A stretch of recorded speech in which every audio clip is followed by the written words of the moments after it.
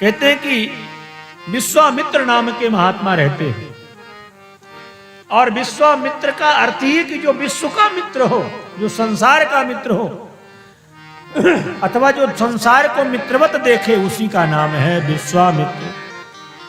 ऐसे विश्वामित्र जी महाराज बक्सर में निवास करते हैं।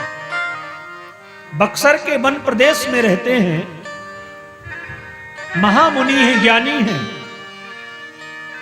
विश्वामित्र जैसा ज्ञानी कौन होगा इस धरती में। जितने शस्त्रों के मर्मज्ञ विश्वामित्र जी हैं, जितनी शस्त्र विद्याएं विश्वामित्र जी के पास हैं, उतनी विद्याएं संसार में किसी के पास नहीं। शस्त्र विद्या और शास्त्र विद्या दोनों के मर्मज्ञ हैं ब्रह्मर्षि विश्वामित्र जी महाराज। वन में रहते हैं, जप करते हैं, यज्ञ करते हैं। वहां मारीच सुबाहु नाम के जो दैत्य हैं उपद्रव फैलाते हैं, विघ्न डाल देते हैं। और यज्ञ का नियम है कि यज्ञ की जब दीक्षा कोई भी व्यक्ति ले ले, उस समय उसको क्रोध नहीं करना चाहिए, किसी को दंड नहीं देना चाहिए, किसी को श्राप नहीं देना चाहिए। यज्ञ की दीक्षा लेने के बाद व्यक्ति को बहुत सावधान रहना चाहिए।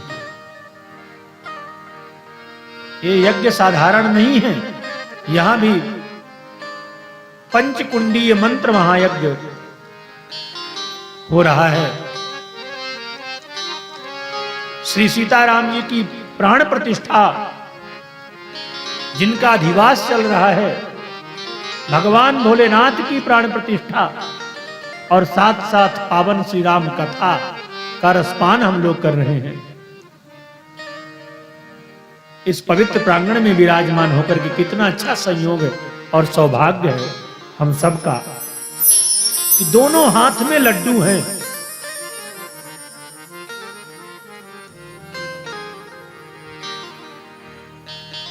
तो विश्वामित्र जी महाराज की कथा चल रही है, महामुनि है। और देखिए, मैं एक दिन और निवेदन कर रहा था कि जब जब ऋषियों को चिंता हुई है, जगत के कल्याण के लिए हुई है। विश्वामित्र जैसे महात्मा आज सोच रहे हैं, विश्वामित्र महामुनि ज्ञानी महामुनि हैं, गाधि तनय मन चिंता व्यापी। गाधि नंदन विश्वामित्र जी के मन में चिंता व्याप गई कि मैं तो अपना कल्याण कर लूंगा, माला घुमा करके, भगवान का नाम स्मरण करके, यज्ञ करके, पर जगत का कल्याण कैसे होगा। क्योंकि प्रभु श्री राम चक्रवर्ती नरेश महाराज दशरथ के आंगन के अजिर विहारी बने हुए हैं, और चक्रवर्ती जितना प्रेम करते हैं कि अयोध्या के आंगन से बाहर निकालेंगे नहीं, और जब तक राम अयोध्या के राजमहल के बाहर नहीं आएंगे तब तक जगत का कल्याण होने वाला नहीं है।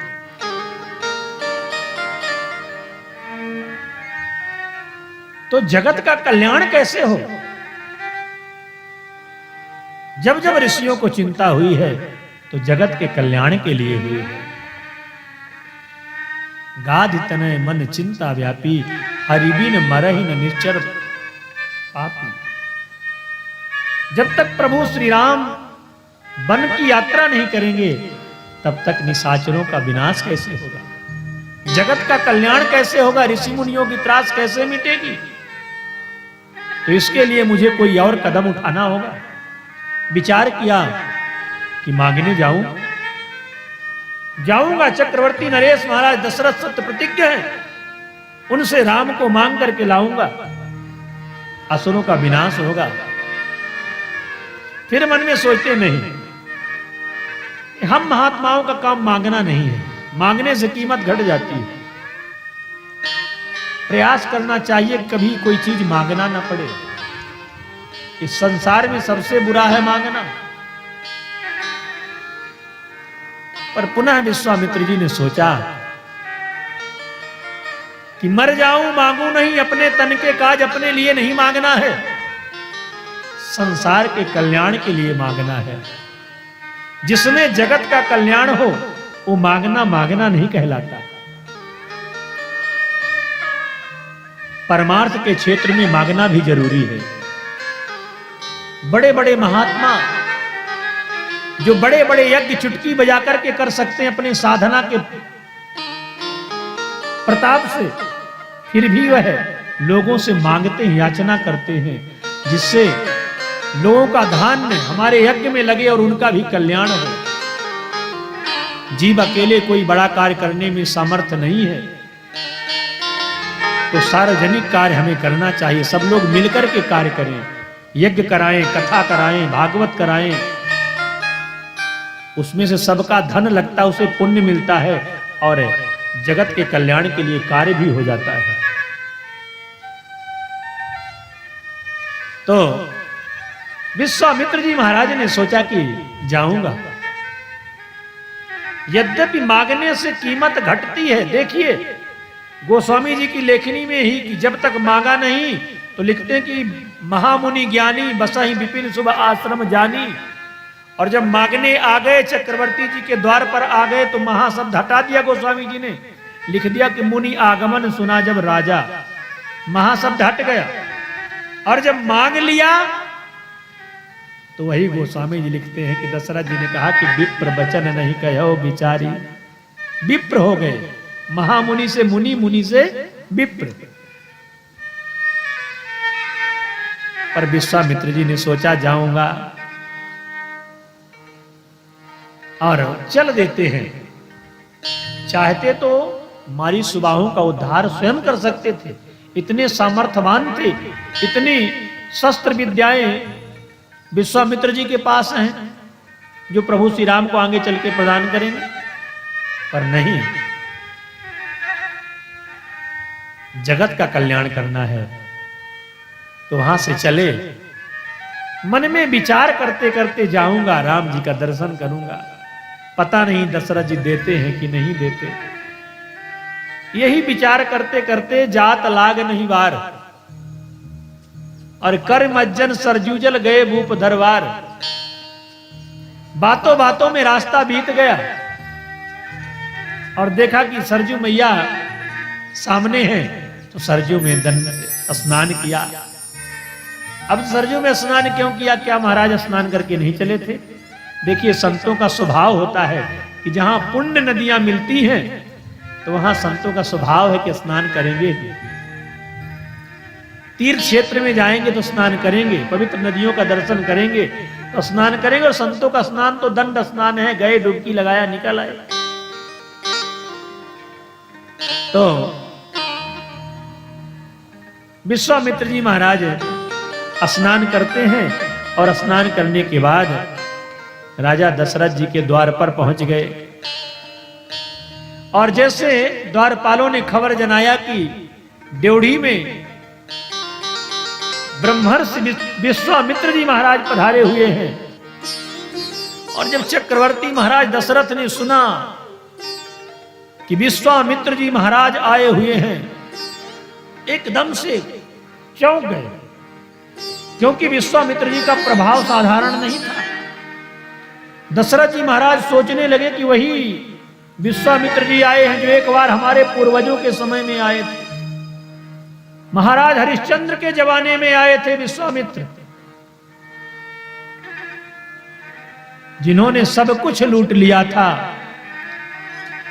राज छिन गया, पाठ छिन गया, प्रजा पुरवासी छिन गए, पत्नी छिन गई, पुत्र छिन गया, यहां तक कि स्वयं को, जिन्हें सत्य के लिए स्वयं को बेचना पड़ गया। डोम के यहां जाकर के हरिश्चंद्र ने नौकरी की, और नौकरी भी ऐसी मुर्दा चलाने का काम। जो अधजले मुर्दा रह जाते थे उनको खेते थे, हरिश्चंद्र महाराज कर और कफन लेते, तब मुर्दा को दफनाने देते। वही विश्वामित्र अतीत में खो गए महाराज दशरथ, वही विश्वामित्र जिस समय हरिश्चंद्र पत्नी को बेच दिया, पुत्र को बेच दिया, स्वयं को बेच दिया, मनकर्णिका घाट में डोम के यहां नौकरी करने वाले हरिश्चंद्र, कैसी कैसी सत्य की परीक्षाएं हुई हैं हमारे इस देश में, इस धरती में कितनी कठिनाइयों से गुजरना पड़ा है सत्य को धारण करने के लिए। जिस समय रोहित की मृत्यु हो जाती है, देवी तारा पुत्र की लाश लेकर के आती है, चिता में दफनाने लगी तो हरिश्चंद्र ने कहा ठहरो। अर्धरात्रि का समय था, काली परछाई को देख करके हरिश्चंद्र ने आवाज लगाई ठहरो। गंभीर आवाज को तारा पहचान गई, ये तो मेरे स्वामी की आवाज। पास में गए हरिश्चंद्र ने कहा रुको देवी, इस लाश को जलाने के पहले तुम्हें कर और कफन देना होगा। तारा ने कहा महाराज मैं तारा आपकी अर्धांगिनी हुई है, आपका पुत्र रोहित है, इतना अन्याय मत करो महाराज। इस समय मैं अकिंचन हूं, आपके चरणों में प्रणाम करती हूं कि मेरी आधी साड़ी में इज्जत ढकी हुई है और आधी साड़ी में पुत्र की लाश लपटी हुई है, इसके सिवा मेरे पास कुछ नहीं है। रो पड़ी तारा चरणों को पकड़ के। हरिश्चंद्र का खबरदार, तू मेरी पत्नी नहीं हो सकती। मेरी पत्नी तो वो थी कि जब मैं धर्म से विचलित होता था तो कहती थी महाराज आप धर्म को मत त्यागिए, मुझे बेच दीजिए, पुत्र को बेच दीजिए। और आज तो मुझे धर्म से डिगा रही है, कहती मैं पत्नी हूं।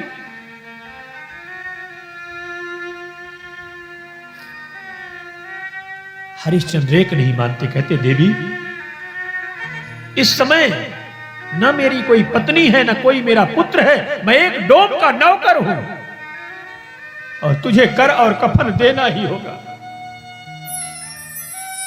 भगवान का आसन हिल गया। बाहर राजा हरिश्चंद्र, राजा तो बहुत इस धरती में हुए पर तेरे जैसा सत्यवादी नहीं हुआ। उस अंधेरी रात्रि में जहां कोई नहीं था देखने वाला, सिर्फ दो ही थे, एक राजा हरिश्चंद्र, दूसरी पत्नी तारा। फिर भी हरिश्चंद्र ने कहा नहीं, और साड़ी को खींचने के लिए राजा हरिश्चंद्र जब दौड़े तो भागने लगी तारा। आगे आगे पुत्र के लाश को लिए तारा दौड़ रही थी, पीछे पीछे हरिश्चंद्र साड़ी खींचने के लिए दौड़ रहे थे। भगवान से रहा नहीं गए। उस परमात्मा ने कहा दौड़ द्रुति खगेश पट छीने नरेश लेत मिटे ना कलेश फिर अबला बेचारी को। अरे गरुड़ आज तेरी परीक्षा की घड़ी है, जितनी तेरे में ताकत हो सारी ताकत लगा दे। थोड़ा सा विलंब हो गया तो राजा हरिश्चंद्र सती नारी की साड़ी को खींच लेगा, और कहीं साड़ी खींच लिया तो दुनिया के लोग मुझ पर विश्वास करना छोड़ देंगे। जब प्रभु ने देखा कि गरुड़ की गति कम पड़ गई तो गरुड़ से कूद पड़े। दौड़ द्रुति खगेश पट छीने नरेश लेत मिटे ना कलेश फिर अबला बेचारी को। गंग के तीर गिरे गरुड़ से अधीर सने कीच में विनीत सुशरीर सुखकारी को। हजारों चिताएं जल रही थी, किसी में अंगारे दहक रहे थे, किसी में अग्नि की ज्वालाएं लपट रही थी, और एक विशेष चिता जिसमें आगे आगे सैव्या तारा दौड़ रही है, पीछे पीछे हरिश्चंद्र अब पकड़ा। जरत चिता में चरण धरत धाये कहूं भस्म में पांव परत भक्त भय हारी को। दौड़ करके गए, तारा और हरिश्चंद्र के बीच में खड़े हो गए मेरे प्रभु। कहा वास एक हाथ ही में धर्यो सेव्या सती को गात, एक हाथ धर्यो सत्य व्रतधारी को। एक हाथ से देवी तारा को पकड़ा और एक हाथ से हरिश्चंद्र को। कहा बस राजन,